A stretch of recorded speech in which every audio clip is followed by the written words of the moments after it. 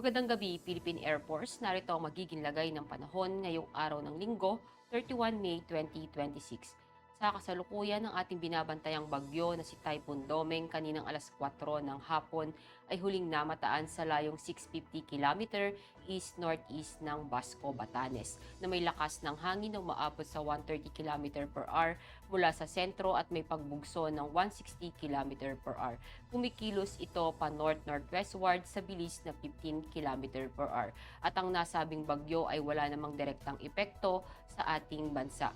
Pero ine-enhance nito yung southwest monsoon o yung hanging habagat na nakakaapekto dito sa Southern Luzon, Visayas at Mindanao na nagdadala ng mga maulap na kalangitan na may mga kalat-kalat na pag-ulan, pagkulog at pagkidlat. At para nga sa magiging track nitong si Typhoon Domeng, kung makikita po natin patuloy itong kikilos pa north-northwestward at bukas asahan naman natin itong magre-recurve o kikilos pa north to north-northeastward habang papalabas ng ating Philippine Area of Responsibility bukas ng umaga o hanggang hapon.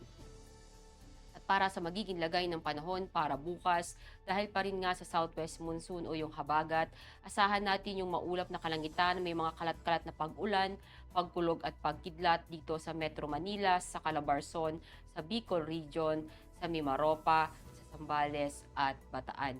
Maging dito sa may Negros Island Region at sa western part ng Visayas. Asahan natin yung maulap na kalangitan, may mga kalat-kalat na pag-ulan, pagkulog at pagkidlat. At ibang nalalabing bahagi ng Luzon, gayon ang ibang nalalabing bahagi ng Visayas. Asahan naman natin yung bahagyang maulap hanggang maulap na kalangitan na may mga pulupulong pag-ulan, pagkulog at pagkidlat.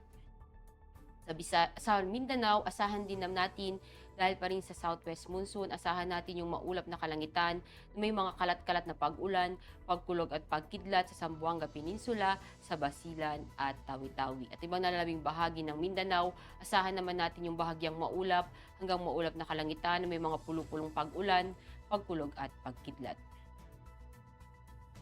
Para sa magiging lagay ng panahon sa mga susunod na araw dito sa Metro Manila, sa Cavite, sa Lipa, maging dito sa Angeles, sa Puerto Princesa, sa Kalayaan Island.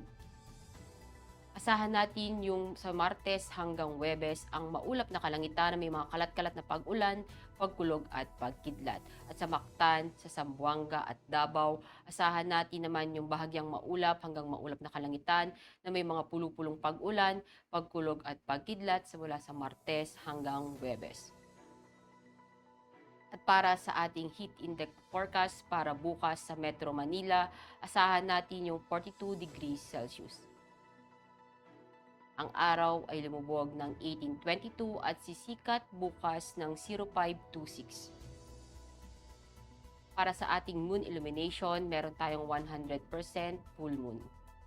At para manatiling updated sa lagay at taya ng panahon, i-follow lamang ang Air Force Weather Center sa aming mga social media accounts.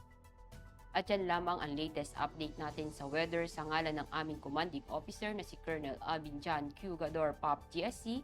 Ako si Staff Sergeant Ashley F. Di Maculangan, Philippine Air Force, weather broadcaster ng Air Force Weather Center. Muli, magandang gabi, Philippine Air Force.